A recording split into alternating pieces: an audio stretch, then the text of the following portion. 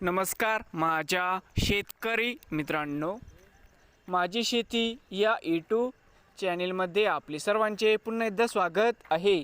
आज आपण बघणार आहे कांद्याचे बाजारभाव।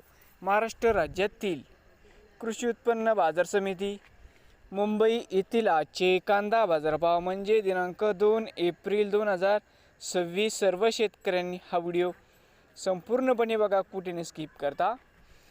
तर मित्रांनो, बाजार समिती मुंबई या ठिकाणी आवक 8,738 क्विंटल,